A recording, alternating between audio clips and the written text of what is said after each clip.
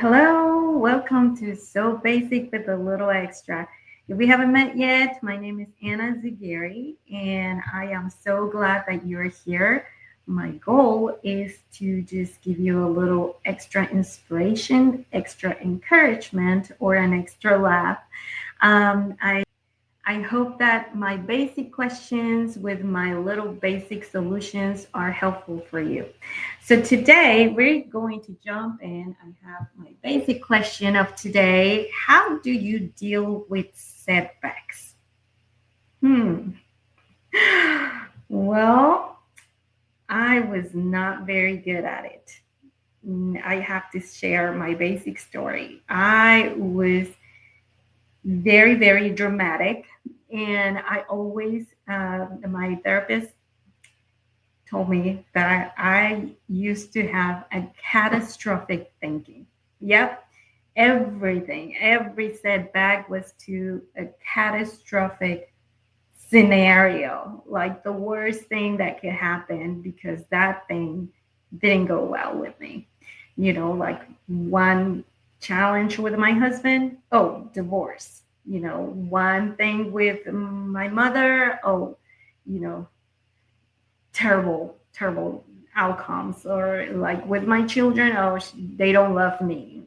The catastrophic thinking, it was my to go to in every setback. And of course, that brought a lot of other things with that, and that impacted not only my mind, but also my spirit because I wasn't able to, pull out God's word because I was so focused on my catastrophic thinking and I loved it. I was a victim and that was my thing.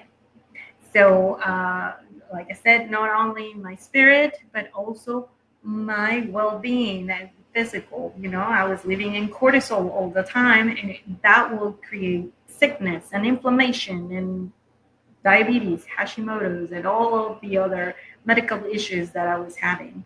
So, I want to challenge you today with that question. So, again, how do you deal with here comes like the basic solution that I have found and that I hope that I can give you a little encouragement and a little inspiration with them. Okay, so the basic solution, it's like first to ask, who are you involving into your setback? This is really important. I love this. You have probably seen it before in all of my social media, and I use this as a mantra. If you want to go fast, go alone, but if you want to go far, go together.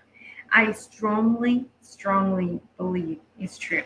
So, now when I have a problem, I have to share it with someone. I have to share it with someone. It's either my therapist, my husband, a friend, but I have to share it with somebody I trust to help me, get out of that catastrophic thinking and seeing the perspective from other sides that I'm not seeing because I'm just like this, right? So that is very important to involve somebody when you're having a setback. Check your body. Does that make you sick? You can make yourself sick with a setback. Can you believe it? With the stress that you're creating, with the thoughts that you're having. So it's very important that you do a scan of your body and see, okay, wait a minute. Oh yeah. Wait a minute. Why am I working like this? Like drop your shoulders, you breathe in, stretch your neck, do those kind of things to figure out how big the problem is and why is this a setback on whatever it is, the project or the thing that you're doing, right? So just make an evaluation of the how does this affect your life. Is it really a big deal, or are you making a big deal out of this thing? So I want to challenge you with the renewal of your mind. I love that I've heard Bob Goff. Bob Goff, I think, is the best person that I've heard talk about setbacks. I strongly recommend that you go get his book if you haven't read it. Love Does. That has helped me tremendously. And he is a speaker and an author, but I love how he takes it, this view about setbacks, and it tells you it's setbacks are good. There are things for you to learn from. So if we go in with that mindset of like, okay, this happened that I didn't want it to happen, but what can I learn from it? There's another book author and speaker that I absolutely love. She speaks Spanish, and she does a business kind of managing trainings and whatever. But I love what she says. Sometimes you win, sometimes you learn, but you never lose. And that, like, write that down. Yeah.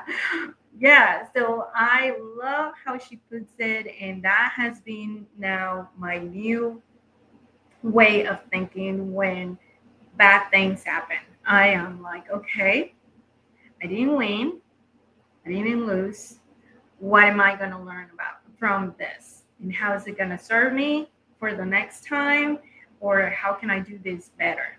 Right? So it's always having that renew of your mind and looking out for the positive in order to just get up and do it. And one of these examples was like when I was diagnosed with diabetes, type 2 diabetes. And that was a setback, like a big setback for me personally, because I thought I was going to die within months.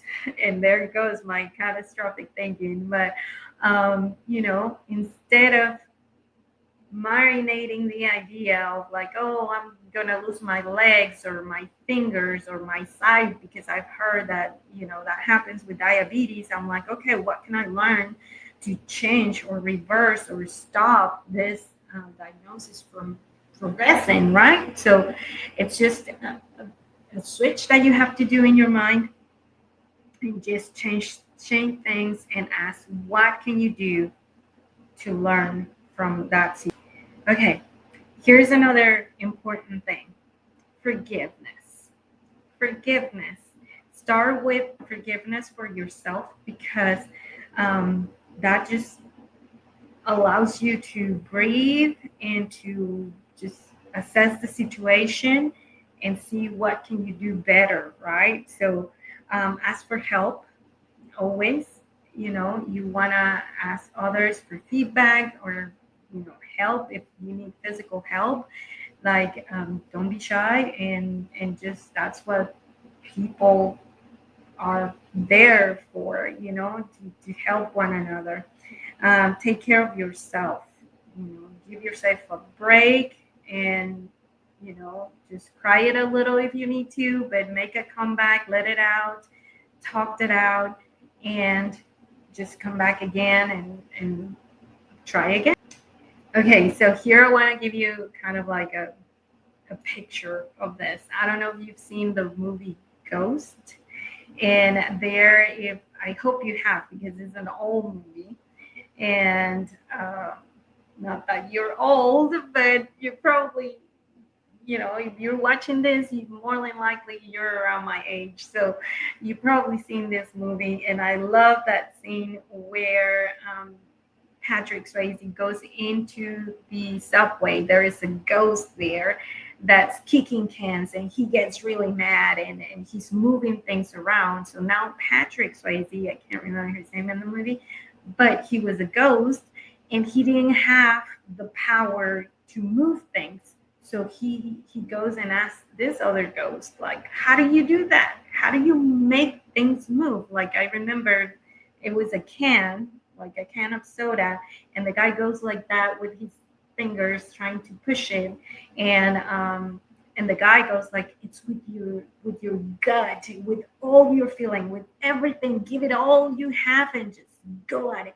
And he does, and he starts moving things and grabbing a penny and through the door and all that kind of stuff. So I like that he's saying like he's upset, but he uses that feeling of anger and being upset to grab that power and move that can. So I know this is a vivid picture. I hope you like it. That comes to mind for me when I am reframing and you know, I hope this is helpful for you. And if you want to go farther, just leave a comment or send me a message. I appreciate if you can also leave me a review or feedback about my videos or my podcast. I hope I helping people. And if you have a topic about the mind, the body, or the spirit that you want me to touch, just let me know and I'll do the homework for you, or I might have it already in my handy dandy little notebook. So I appreciate your time and I will see you next time. Bye.